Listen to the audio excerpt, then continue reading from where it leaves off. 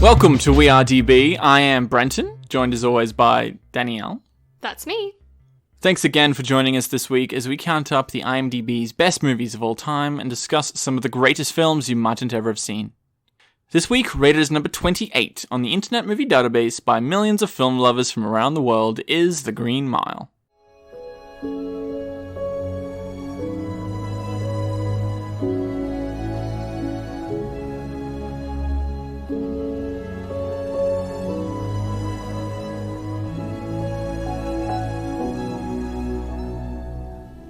Released in 1999, starring Tom Hanks and Michael Clarke Duncan, The Green Mile is a prison drama set in the US state of Louisiana, mostly set in 1935.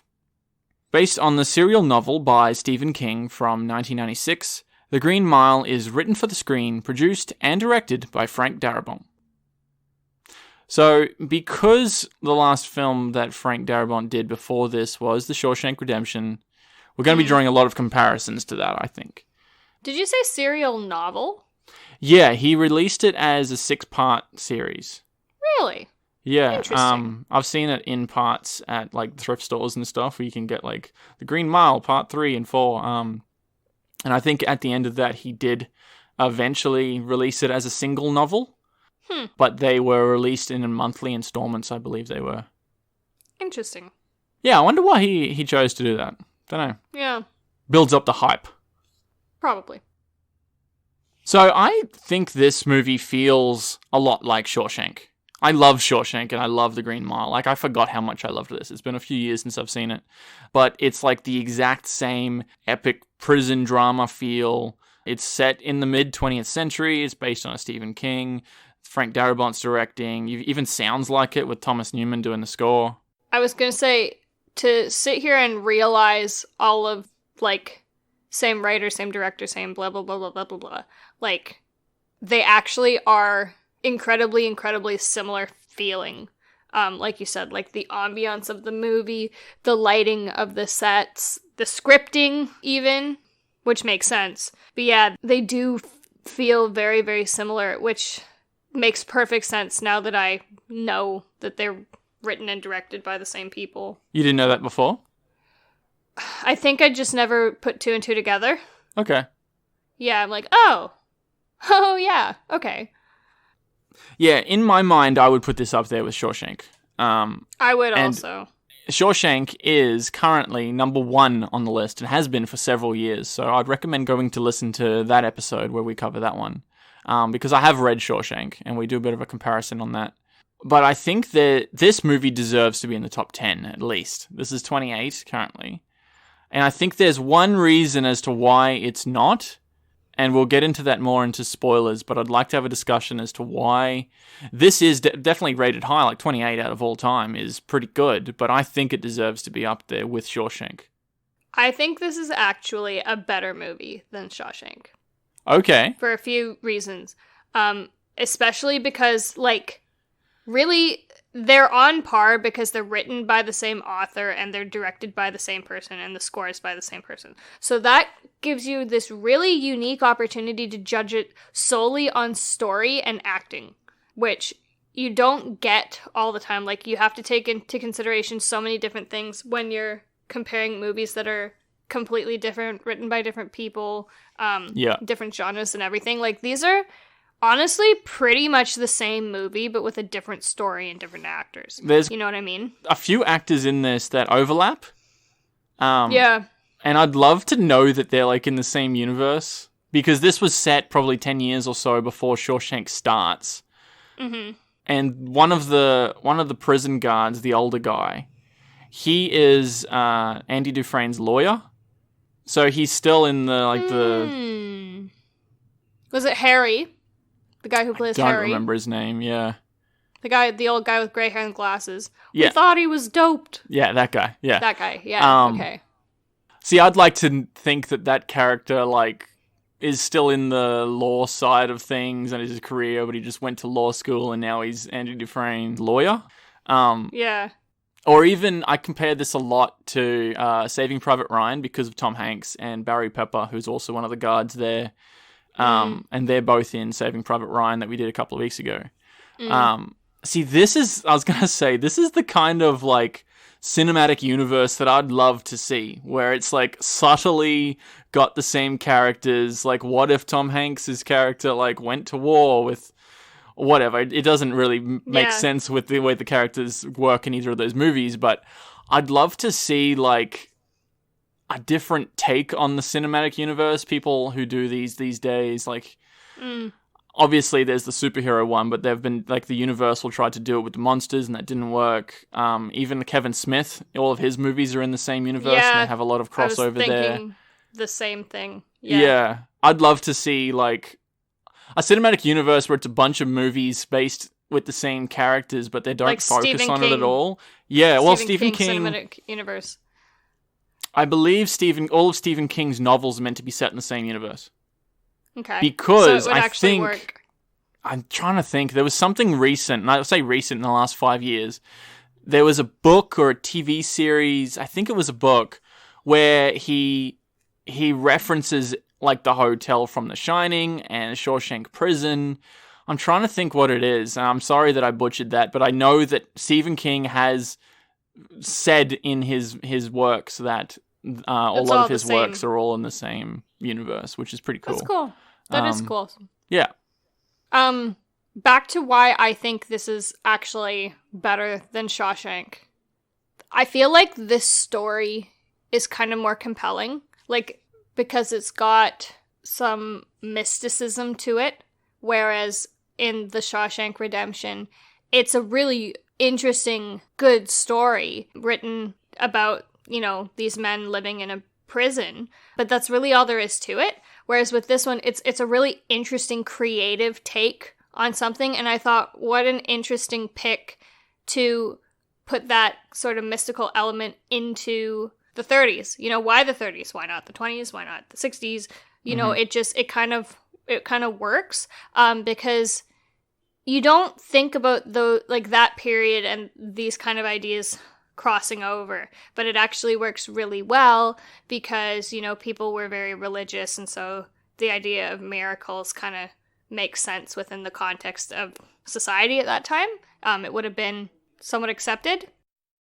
So you've got that story element of it. You've also got the acting element. So you have the two main characters in the Shawshank Redemption are Red and Andy, played by Morgan Freeman. Yeah, thank you. I'm like, Malcolm X. No, wrong black guy. Morgan Freeman and Tim Robbins. And then you've got Paul and John, played by Tom Hanks and Michael Clark Duncan.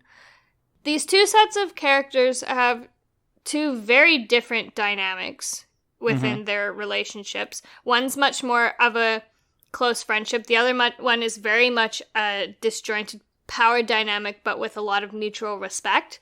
And that creates this really interesting sort of chemistry between those two characters that I think was played out beautifully and perfectly, and the people chosen to play those characters could not have been better cast. You know what I mean? Yeah, I agree, especially with Michael Clark Duncan. Yes, he was amazing in it. And I think just sort of the elements of what the story's about and how it was created cinematically, because there's a lot of hard-hitting points, along with who played those characters. By the way, all the people in The Green Mile were so well cast. Yeah. Everybody was so well cast, because there's characters who you're like, I love that character, and there's characters, I always say, if I fucking hate somebody, that is an amazing actor. You know what I mean? So there's just so many layers. Even down to the warden or Bonnie Hunt as his wife, like, even the side characters are amazing. They're just so well cast. So all of that compiled, I think, actually makes a better movie. Like, in terms of being rated, I think Shawshank and The Green Mile should switch places. That's my personal opinion. Okay, so you think Shawshank should be at 28? Or do you think it still deserves the top 10? I think it still deserves the top 10, but that was an interesting pick for me for number one. And this to Mhm. me, because you're comparing it, like I said, they're pretty much the same movie with different stories. I think The Green Mile should be in number one. So you like it better because you like the dynamic between the two main characters better than those two main characters. And it's also a more cinematically interesting story. It's a story Okay. that's more interestingly portrayed as film. Yeah. You know what And I I mean? don't think the Shawshank Redemption had its purpose wasn't to do that. It was to do something else. And what it is trying to do, I Yes. think it does very well. Yes. I'm just thinking, like, can you imagine an entire movie, just a side note, that was focused on Brooks as a character? Yeah, I would watch that. Yeah, like him from when he's a kid and he makes a mistake, and I don't know what he does because it doesn't say anywhere. And then he goes to prison for 60 years, and then he has to, like, that would It be a must cool have been story. something bad that he did. Yeah, Like, he must life have in killed prison. He somebody. probably killed someone. Yeah. I mean, what else gets you life in prison, really? Yeah. Back I would in read those that. days. So my point is, I think just everything together makes this a movie that is more deserving of that number one spot. Shawshank is a fantastic movie. I love that movie. I love the story. I just think, like, I remember even when we watched it, and I didn't think it was number one material. And even when we recorded the Shawshank Redemption episode, I said, like, I think it's fine. Like, I think it deserves it. But that's also because I hadn't seen anything else that I could refute that with. Now I have. You know what I mean? So you hadn't seen this before. You claimed that you had because you thought. I asked you No. beforehand. I'm like, have you seen this all the way through? You're like, yeah, I have a Okay. few times. Okay. Let's just... And you've said several times that you usually see snippets of movies growing up Yes, because your nana would put it on because- TV. We've said this before, particularly with Forrest Gump. Did we? Okay. Yeah, you outlined that in Forrest Gump Okay. episode. We'd rock up on a Sunday and there'd be something on, and I had seen this lots, just like I had seen Shawshank lots. But there were evidently, for various reasons that we outlined when we were watching it, sections of this movie that I hadn't seen, which makes sense, because there's certain parts of this movie that aren't appropriate for 8-year-olds, not really. But I had thought So- you'd seen more of this than what you actually had. When you watched it, you're like, I have not seen a lot of this. I had really thought I had seen a lot more of this than I had. Yeah. I guess I probably only saw half. Okay, Maybe- scattered maybe throughout. two-thirds. It's not like first Yeah. or last half. No, but there's a whole really long chunk in the middle where I'm like, I don't remember this at all. Are you So- glad you've seen it now? Yes. This was one, too, that, like, there's some graphic stuff in it. I think it's very necessary, though. It is. I'm just surprised because usually I would have a really hard time with it, and I really didn't. Are you sure? Yeah. Okay. I think I have a harder time. I think there was a Where- point where you're just like, ugh, like, that's fucked up. But it wasn't like you, like, I had to turn this off. No, I think I had more of a hard time with, what the fuck was it called? Saving Private Ryan. No. Brokeback. No. The Hannibal Lecter. Silence of the Lambs. Yes, okay. Yeah, Silence of the Lambs is definitely a thriller that's meant to induce those. And I don't think this is meant to be a thriller, Green Mile. No. I'm just saying there tend to be gruesome things involved in serial killer movies that I tend to have a hard time with because it's like gruesome coupled with, oh my god, that could happen to me. Whereas this is like gruesome is like, there's no way that could happen to me. So Yeah, I think okay. that's why I had an easier time with it. Have you Yeah. learnt your lesson that you probably should not watch all these great movies in snippets from time to time? It's not my fault. I can't control what's on the TV when I'm 7. You're watching this when you're 7? I remember like watching bits of it from when I was very, very young. You know, Yes, I actually like, think I did too. There elementary was a few school, scenes yeah. in this where I'm like, I remember that a lot from like Yeah. when it came out. Yeah. I do have quite a lot of things to say in regards to what you were saying, but I'm going to leave that for the spoilers. Okay.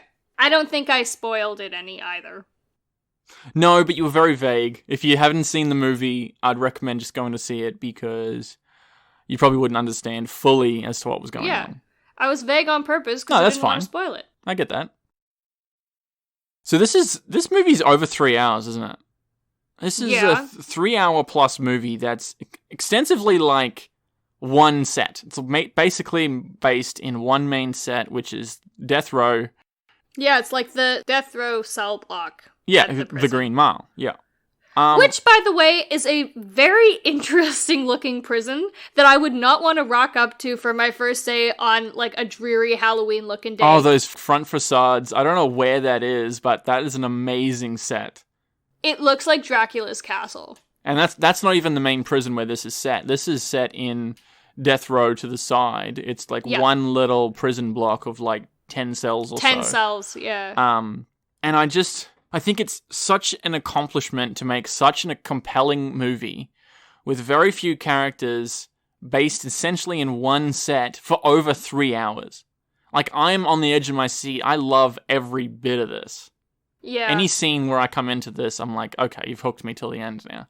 And I think that's accomplishment. That's actually a really good point that you've done it well if I never noticed. Yeah. I didn't notice. There's a couple of scenes here and there where you're in people's houses and like, in the yard and stuff, but pretty much. I think there's like 4 people's houses and an office. For a scene or so, yeah. Yeah. And that's it. Other than that, it's like in the cell block and then in the execution room. Another reason why I like this movie so much is I think every single person, okay, except for Sam Rockwell and Percy, is so likable. Like, even the criminals in this, they're just so nice. You say that, but I liked Wild Bill, because he was just so ridiculous. I mean, terrible, loathsome, horrible person, but funny as all hell. Yeah. Yeah, the way Sam Rockwell plays Wild Bill, oh my god. He's nuts! Absolutely perfect as the villain character. And he's played the villain several times. Like, he's been a bit typecast in that, but man, he won an Oscar for being a villain. Like, he's fucking terrific. This is meant to be in Louisiana, right? Yes. He is really good at putting on that hick, deep South accent. Well, I don't know where he's meant to be from exactly, because I think he does have a bit of an accent. I could look it up. He could be Alabama or somewhere like that. Like Bill's character, you mean? I meant Sam Rockwell. Oh, okay. It's just, I've seen him in a couple different things where he's put that on, and then I remember seeing him in Iron Man 2, and I don't think I even realized that it was the same actor. No, he's from California, so he probably shouldn't have much of an accent. Well, then kudos to him for being able to put it on so well. Well, yeah, I'm just thinking of Vice, where he played George W. Bush recently. He has that Texas accent on, and he sounds like George Bush in there. Yeah, there's quite a few things where he's in, and he's just fantastic. Side note, too, I was surprised at how much he actually looks like him in that role. Yeah, yeah. Just saying. Like, that's one where I wouldn't have thought of it, and then you make him up, and I'm like, damn. Anyways, back to I like roles where they do that, where it's like, you're going to make that actor into this person, and then you do it up, and you're like, oh, yeah, no, that's actually perfect. That's great. Yep.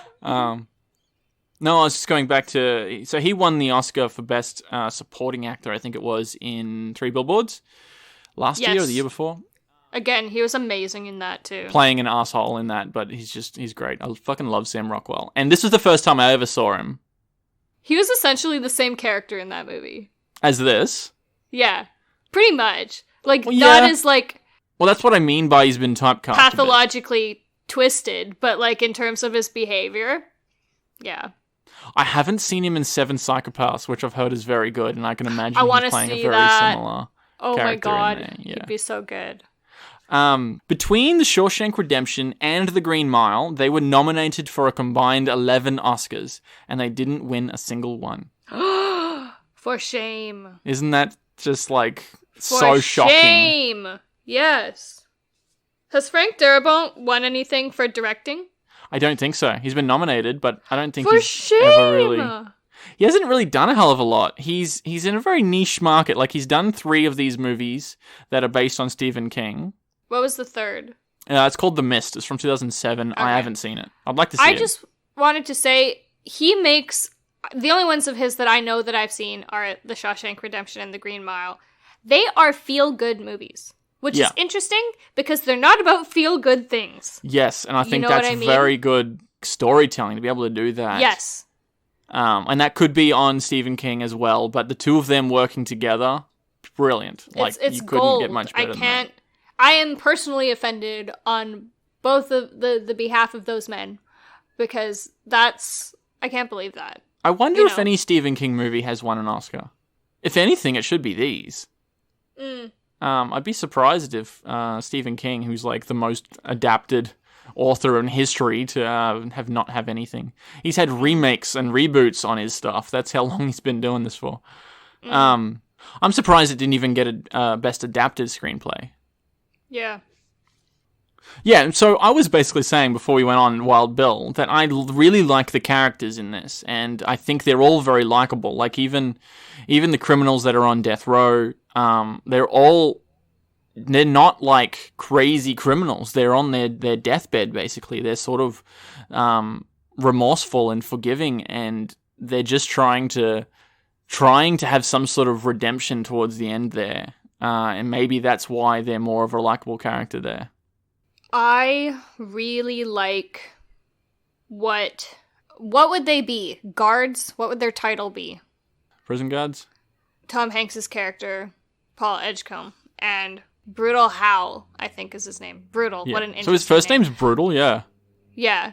Anyways, and I think Harry's character too. Somebody says they're trying to explain it to Percy because he's just a fucking dick. Like, he's just an idiot and an asshole. And they say that you need to treat the inmates more like patients in a mental hospital than you do like criminals, because they're in a very delicate state, because they all know that they're at the end of their life, and so anybody would be edgy about that, and anything could set them off, and you don't want to make them, like, people do crazy stuff when they're really stressed and in a really, like, high intensity situation, you know what I mean? Which is essentially what Hanks's character says. Yeah, you don't want to that's push exactly these people what to he breaking says. point.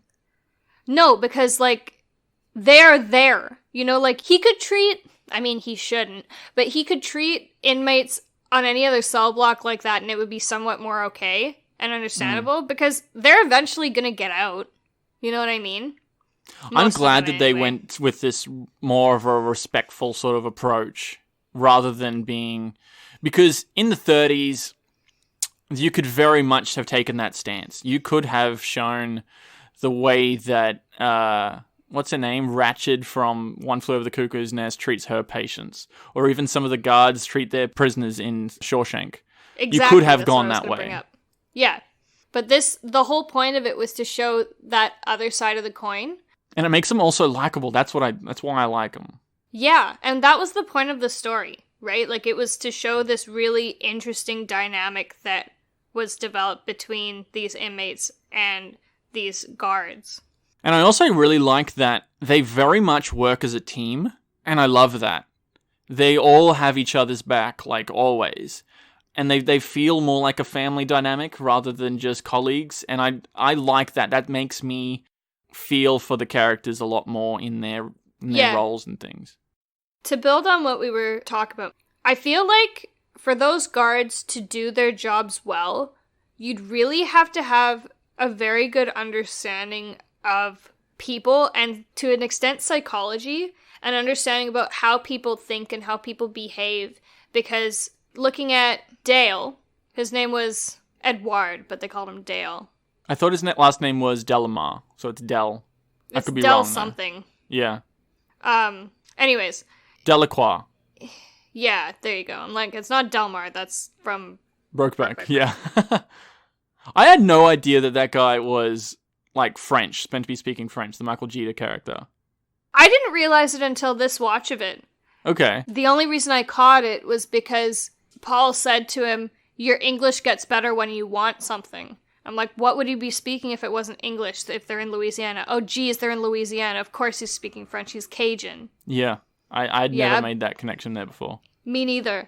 And then once you mentioned that, I was picking up on a few other things that he had said in French. Well, there's one, yeah, because this accent is so hard for me to understand. Like, there's a couple instances where he's like, merci beaucoup, thank you very much. Yeah. But the way he speaks, it's this muddled Southern French accent. Like, it's like if you took an Alabama accent and a French accent and smushed them together really in a messy way. That's his accent.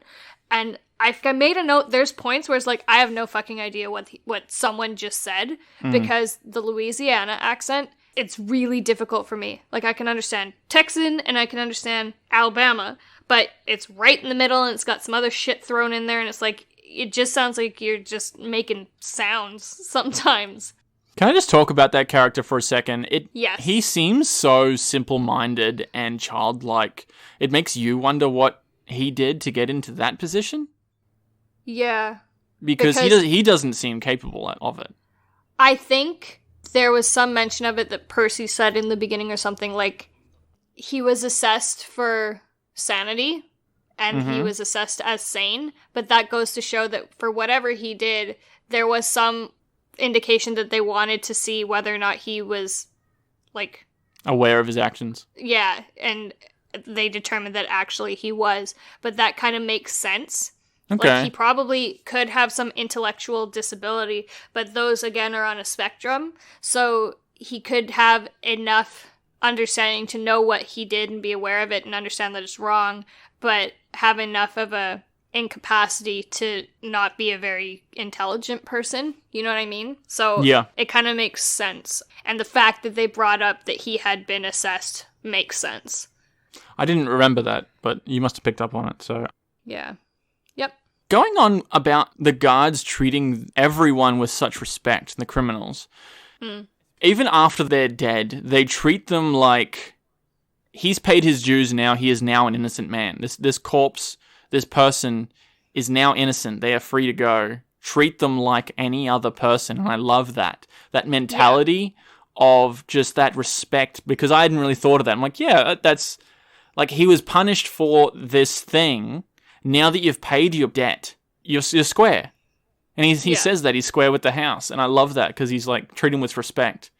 This guy is no longer a criminal. And I really like that mentality. It's just all these little things about the interactions between the actors and the characters really makes me feel for them as a group, as a collective. Well, and as a death row guard, as opposed to a guard on another cell block, these people, they're faced with... they know they're going to die. All they've got left to do is either be mad about it or be sorry for what they did. And you spend so much time as a guard with those prisoners that you would really get to know them on a lot more intimate level than other places in the prison. And so they would really feel for them because they spend so much time with them. They get to know them. You know what I mean? Well, more than just time, I think that you would see a different side of humanity. You'd see a different side of the prisoners that come to here. You see who they really are in their last moments and what's important to them. They're very vulnerable people Yeah. at this point. Emotionally vulnerable. It's just to think about the prison guards who work in this cell, as opposed to that main creepy building, scary one. They have very different interactions with their prisoners because of the nature of the reason why they're there. And I just think that's an interesting thought that I hadn't thought of, because it's like, oh, you're a prison guard, they all go do the same thing. But the people working on death row would have a very different experience with their criminals and the interactions between them and the dialogue between them, because this is the last time you'll see someone. Yeah, and really, as a criminal on death row, what reason would you have to get rowdy? Yeah. You know what I mean? You do Except see for Wild it a Bill, bit, because he loves it for the fun of it. Well, yeah. But, like, in other blocks, it's like, you're just doing your time, you're trying to pass the time, so if it involves getting in a fight or pissing someone off or being a dick or whatever just to get a laugh, that makes sense. Whereas, like, over there, you're like, I've got nothing left. Like, I'm just a person. Like, just talk to me. You know what I mean? Yeah. Just treat me like a person. You know what I mean? Which happens because you don't see them. They're all kind to each other, even though they don't get to spend any time physically with each other, even among the prisoners. Like, you're in such close proximity, you know who everybody is, right? You can talk to people. Yeah. Well, I'd never seen death row represented before, and I don't think I really have this well since. And I wonder how accurate it is. I reckon it is to an extent, but I would like to know how accurate it is in terms of the entire process, because I didn't know about the whole wetting the sponge on the head and the whole electric chair thing, or this process of calling it the mile, and I would like to know as to whether or not that's pretty accurate, because I think it's represented very well. I mean, it probably is quite accurate to what it used to be. Yeah, that's what I mean, in the 30s. What always gets me is... They don't still use the chair, do they? No, I think it's all lethal injection, at least in the US. Okay. Yeah, because they do still have the death penalty, but I think it's all lethal injection, which apparently isn't all daisies and flowers anyway. What other developed country even has the death penalty? Developed country? I don't know. I can't think of another one. I was going to say there's plenty of countries that still do have it, but whether or not they're developed is a different question. Like, I'm pretty sure a lot of places in the Middle East still do hangings even. Hangings, okay. Yeah. What gets me is that I don't understand why they hold them for so long. In the cell block? Yeah, like, why? Okay, so it's been determined you're going to be executed. Why don't you just do it? You know what I mean? How long do you think that they're in the cell for? Because I was thinking like 4 to 6 weeks. Yeah, but that's still a really long time. That is a long time. I'm just asking, do you agree with that? Yeah, Is that what it seemed I'm trying like? to remember something like that.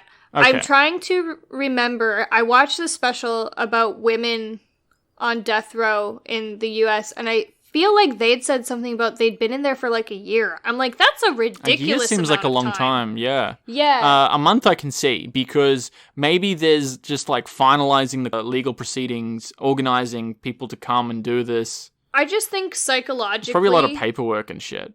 It isn't fair to people to put them in a position of stress like that for an excessive amount of time, because then you are going to snap. Because you're like, well, when's it going to happen then? You know what I mean? Yeah. I don't think you'd want it to last a whole lot longer. Like, you want it to last long enough that the initial angst kind of wears off and you get time to accept that this is what's going to happen to you. But you wouldn't want it to be excessively long, because then I feel like you'd go kind of through, your stress levels would peak and then they'd kind of plateau and dip. And if you were in there too long, they'd start to rise again. You know what I mean? Yeah, that's a good way to look at it. I think I am going to get into spoilers now. I'd be surprised if you're still with us and you haven't seen this movie, because we have been talking a fair bit about it, so spoiler warning. I wanted to go back to you saying that you think this movie is better than Shawshank, and I think there's one reason as to why I don't think that it's in the top 10. Okay. I think the reason why it's not rated higher in people's minds and not in the top 10 is because of the supernatural elements. Okay. And you were saying that you think it deserves to be up there because of the supernatural elements. Is that right? Yeah, because those elements make for, like, they're intertwined so simply into a very, what would otherwise be a very real-life story. And I think that takes it out for me. Like, I want to know that this could happen. You know, I want to know that this could have been a true story, like based on a true story kind of thing. And that makes such a big disconnection for me once you start adding those elements in there. But for me, if miracles really did happen, I would hope that they would exist like this, rather than the sky opened up and an angel came down in a beam of white light. You know what I mean? Like, all of this over-the-top, Christianized imagery that we're used to seeing. I would hope that it would be something like this, where it's like, we don't really understand it. You know what I mean? Like, yeah. Even with paranormal elements, like, everybody kind of knows what's supposed to happen with ghosts, right? There's a kind of set parameters that experience will fall into, and most of the time if somebody has an experience like that, that's how it falls. And this to me fits more in with that, because it's like, I don't get it. It kind of makes sense, but I still don't understand it. But it's not this like way out of the blue crazy imagery, like in biblical miracles and stuff. Yeah, because what coffee can actually do is he obviously heals people. He can bring the mouse back from the dead. He can feel people's energy, which I think was really cool. He has a form of telepathy. Mm-hmm. What else does he really have? He can feel energy really and manipulate it. He can see people's memories. And he's telepathic in that he can see people's memories and lives, and he can feel the pain of the world. So he can sit there and he's like, I see all the ugliness in the world, and it's like glass in my head every day. Like, his whole life is an existence of feeling like little knives are being stabbed into his head because he can hear and feel and see all of the bad things that are happening in the world all the time. And it manifests itself as that pain for him. Okay, I'll give you that. I do like the representation there. And I think that this is a better representation of those powers, quote unquote, than something more cartoony. But I think the reason why I put something like The Dark Knight up in such high regard as superhero movies is because it's so based in reality. No one in that movie has superpowers. They're all just like very real life people doing real life things with like crazy gadgets and things, and face makeup, rather than actually having supernatural powers or going to space or some shit. And that's why I like that movie. I love movies like that. Yes. And the thing that makes me like Green Mile slightly less, like the thing that doesn't make it a 10 out of 10 and makes it like 9.5, is because of those supernatural things. For me, it disconnects it for me. Yeah. I think for me, I like it so much because I think if those things did exist, that's exactly how they would look.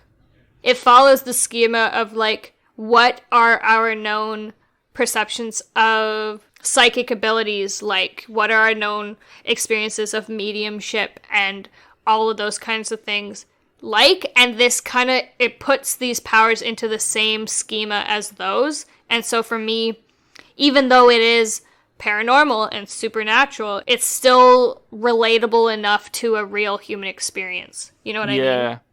Yeah. So I'd prefer this than say something like the twins out of the MCU. You know what I mean? Like, nobody can do that. Right? Like, she's they were meant to be manipulating mutants. shit. Or even like the kids in the Matrix, you know? Yeah, where they're like bending spoons and shit. Yeah, this to me is a lot more, like, I would think that if any of it did exist, it would exist like this.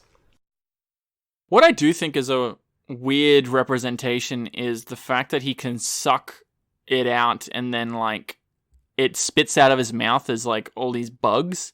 I think that's a weird representation. I don't know if that's depicted in the book or not, or if it was a cinematic choice. Why do you think that it's been manifested as all these bugs? I'm glad you asked me that. So okay. That always takes me out of it, seeing those scenes. There's a few different reasons why I think they did this expressly as the way they did. So he's removing healing, and it's made more powerful and more tangible by the fact that you see that he takes it out and then like removes it from himself, as opposed to just like, say, laying his hands on you and you're fixed. I mean, he kind of did do that with Paul, but like... Yeah, but he still spats shit out at the end of that, didn't he? Yeah, but actually, yeah, you're right. If it's like, if he just touched you and he's like, I healed you, like Jesus, I guess. Yeah. Then it's like, well, what did you didn't do anything, you just touched me, and it's just like, good luck. Yeah, so it makes more of a visual connection there. So you're like, something happened.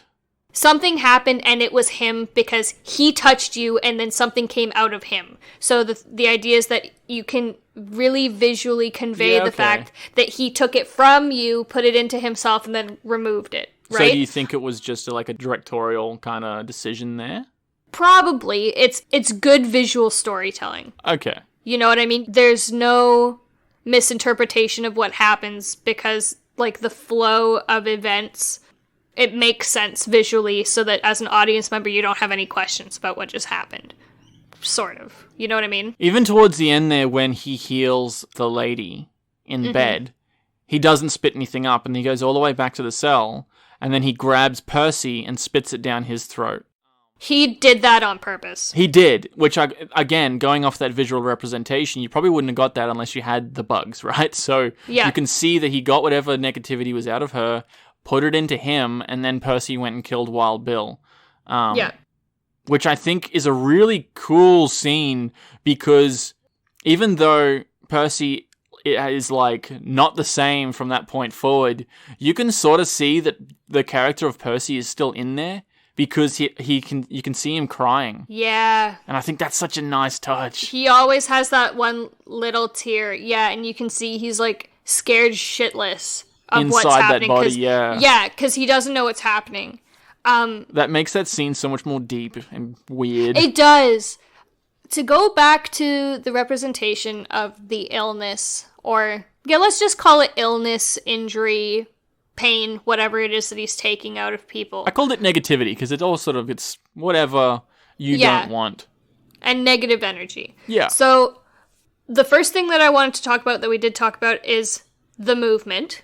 The second thing is the intimacy. So he's always got to be touching you, and often he's using his mouth. So with the mouse, with Mr. Jingles, he breathes life back into him from his mouth. And with other people, he removes or inflicts that energy with his mouth. And I think it's because it's really intimate. And something like this, again, someone grabbing your face and putting their mouth on your mouth is so much more jarring than somebody touching you. Just touching you on the arm or something, you know what I mean? Is that because it's like the mouth is the portal to the soul? So the eyes are meant to be the portal to the soul, but... The eyes? Yeah, the eyes are the window to your soul. Okay. I was asking. I don't know. I don't know if there's anything like that in, like, mythology or things, but to me, you think about kissing. Kissing is a weird thing. It is. Right? So the fact is that, like, for someone to take this so personal thing away from you, it has to be a very intimate act. So to me, him breathing that negativity out of you is it shows the intimacy, and to me, you shouldn't be able to fix that without doing something very intimate like that. Breathing, again, you need to breathe to live, so him, pulling it out of you with breath and then removing it with breath, again, makes sense. And then the bugs are pests, you know what I mean? In the Bible, they talk about pestilence. Yeah, like the locusts, or just like things like you go into a swarm of bees and they're going to inflict all this pain on you, like, and to me too, that noise, like you hear them buzz, and then I never realized before they kind of disappear into little puffs of smoke. I thought that was such great imagery. Well, even representing it with the comparison to bees are colorful. These things are like dark and dreary, like they're not like normal bugs. Bugs are colorful. They're like something like a big gray gnat or a fly. You know what I mean? Bugs that you don't want, yeah. They're not black, like, because flies are black. These are like a muddy brown. Like, they're made to look really repulsive and gross. And I think the reason for bugs, what do you see bugs swarming around? Things that are rotten and things that are dangerous and things that you don't want to be around. And the noise, even, like, that noise makes you so uncomfortable. Like, if you're going to depict something that is representing negative energy, you want to pick things that you don't want to be around. That's an interesting choice, that's all.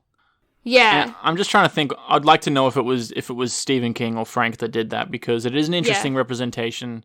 Personally, it does take me out a little bit, but I can definitely see why you did it. I can see a justification for it.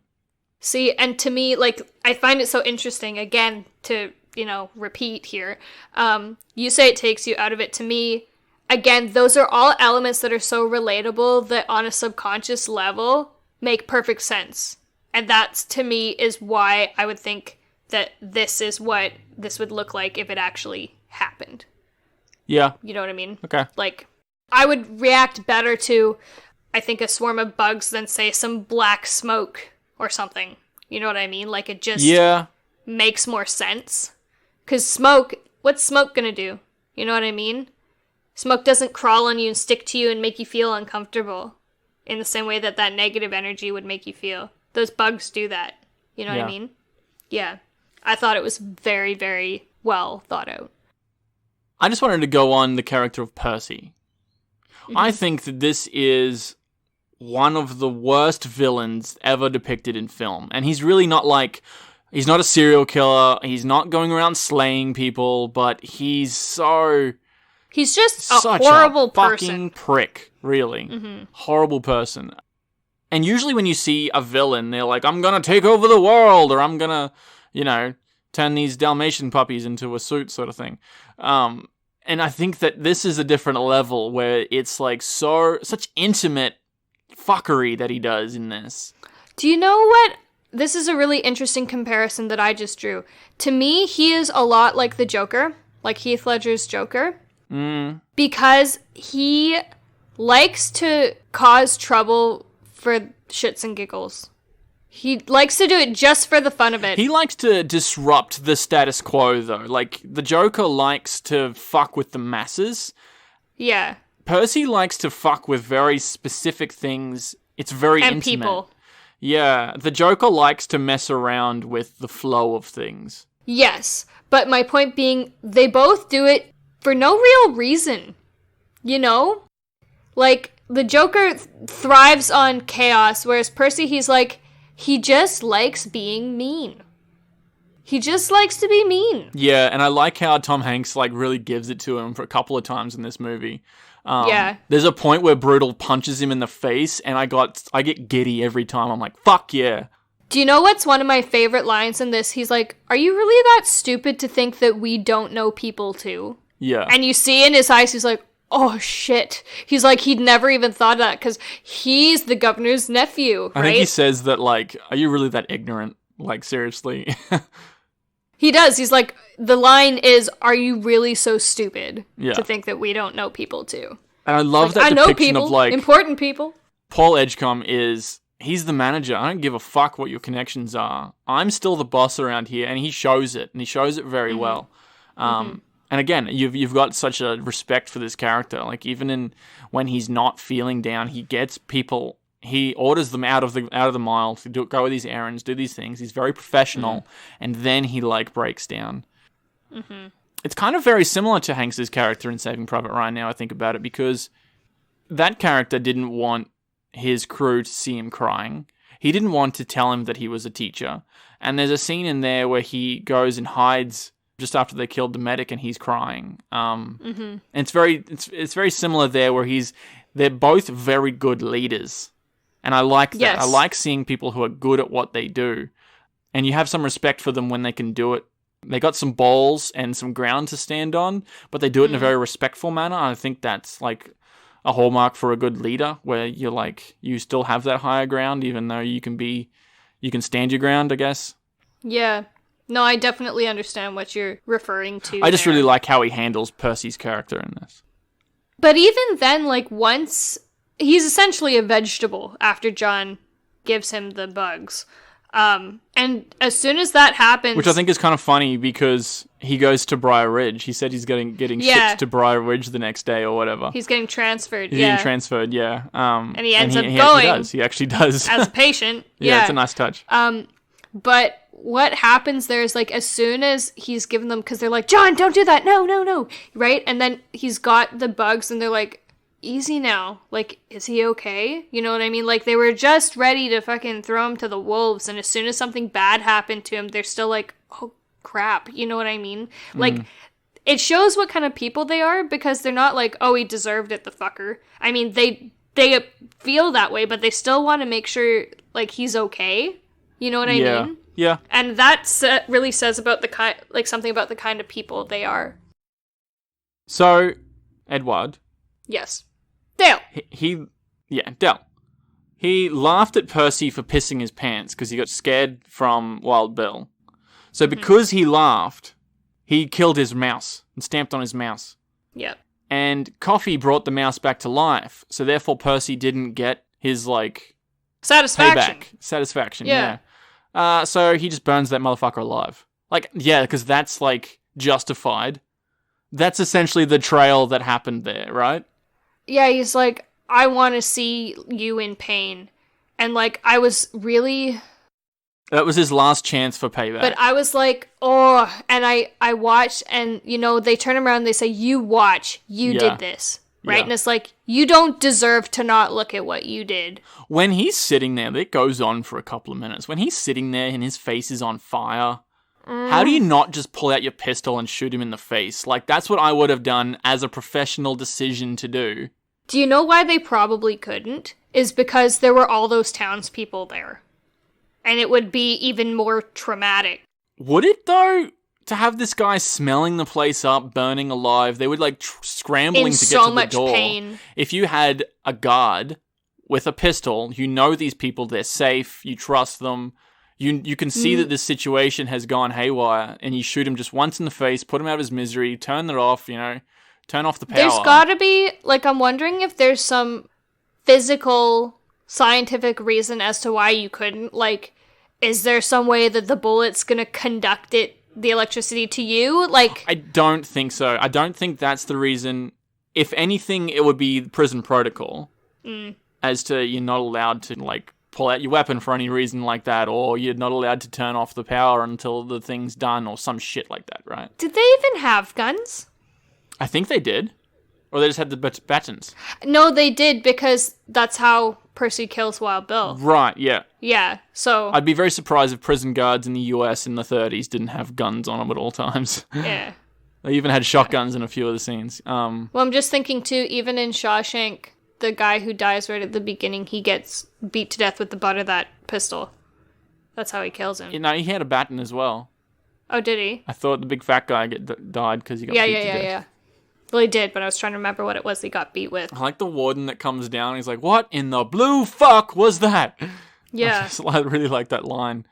Can we talk about some of the awesome lines in this? There's actually quite a great amount of comedy throughout this entire movie. It was so good. Stretched in with this drama elements. To be able to level that with comedy and drama for 3 hours in this, epic prison movie, there's some really funny bits in this. Why this should be higher up, way higher up than it is. Because there was a moment in this that you're referring to, I know you're laughing at, aren't you?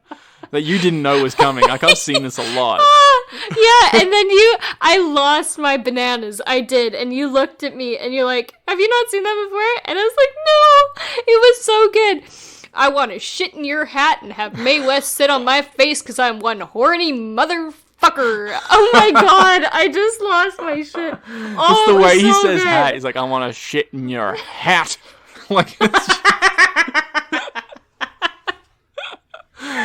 Oh, that's great. Yeah. Or even before that, where he's praying to Jesus. Pray in silence, you idiot.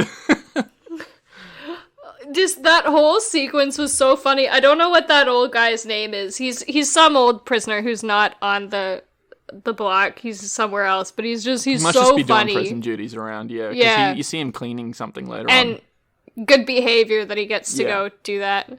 Or even there's a scene with Wild Bill. Somebody's looking at him the wrong way. He's like, "What? You want to kiss my ass?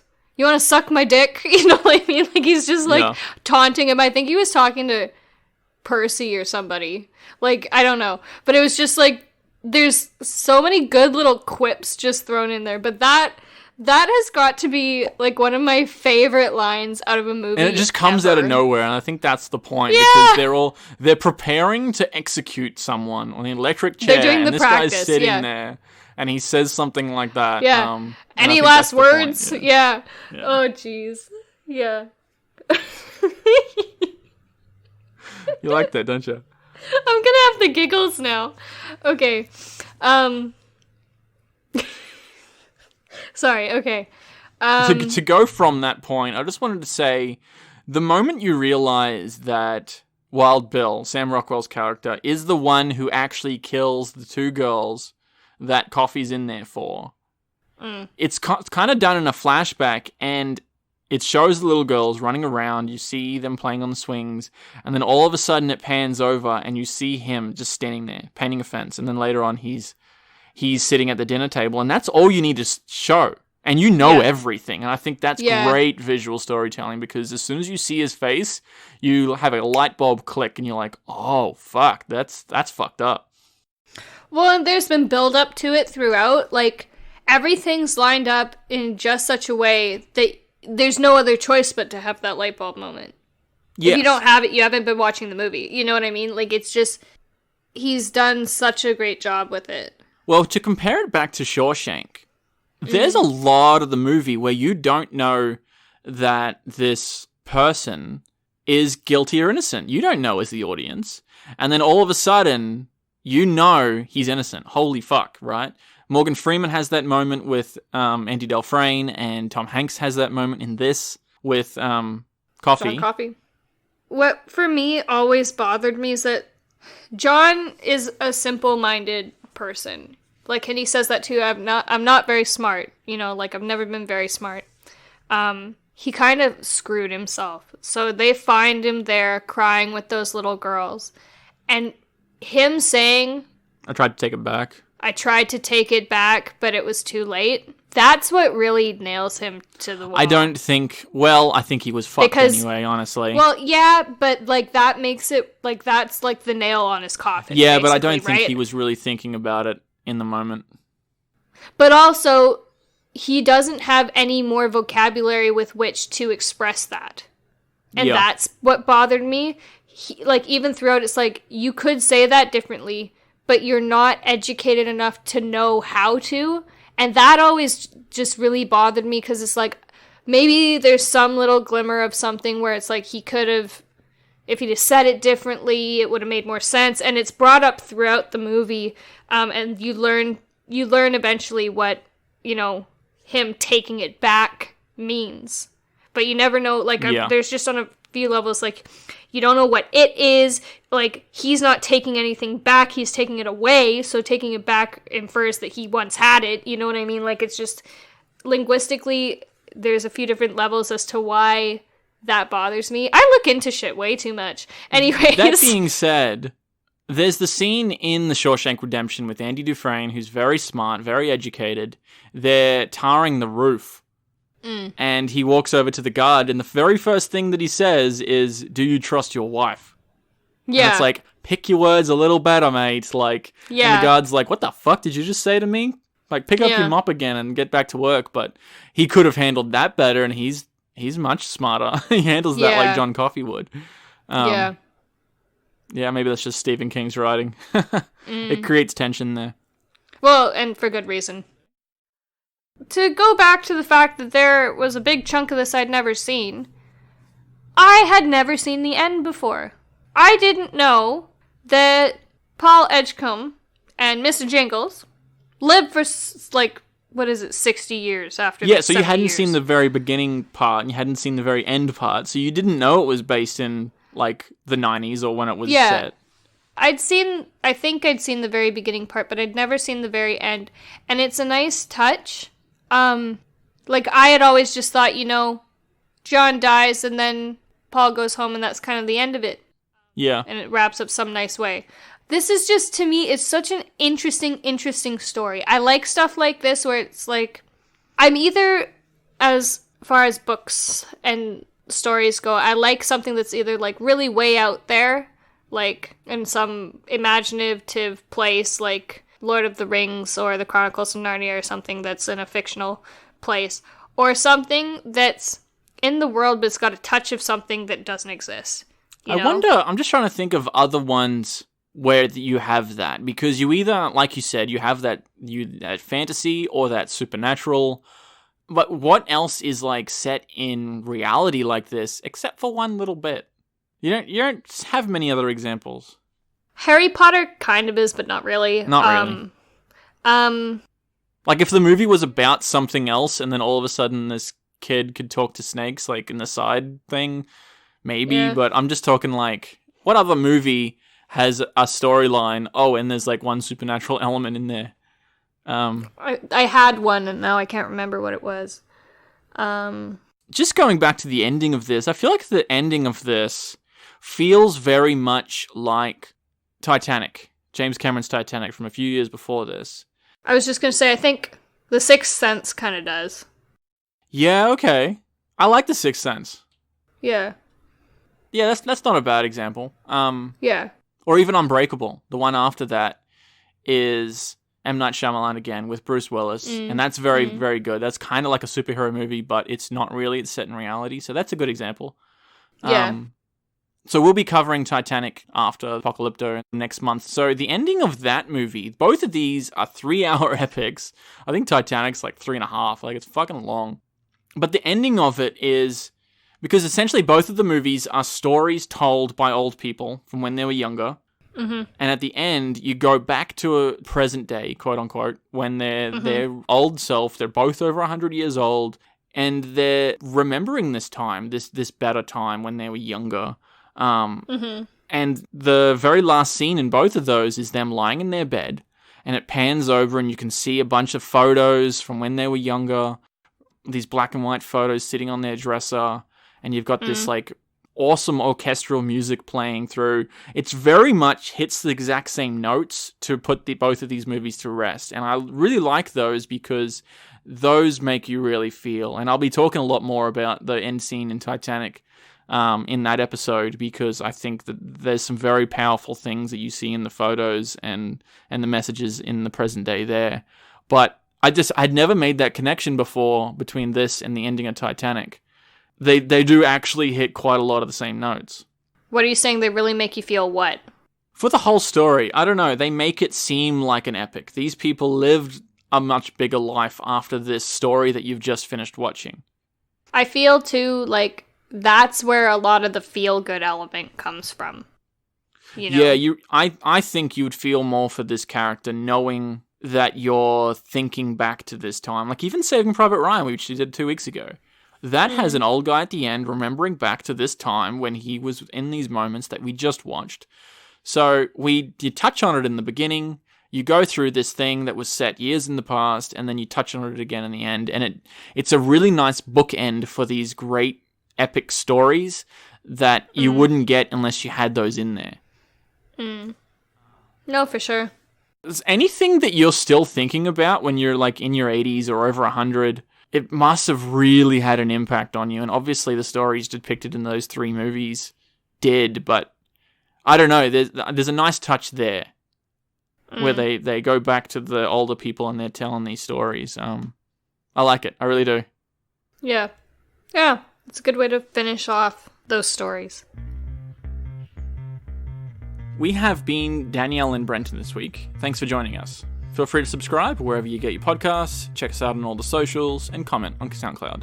And until next week, thanks for listening.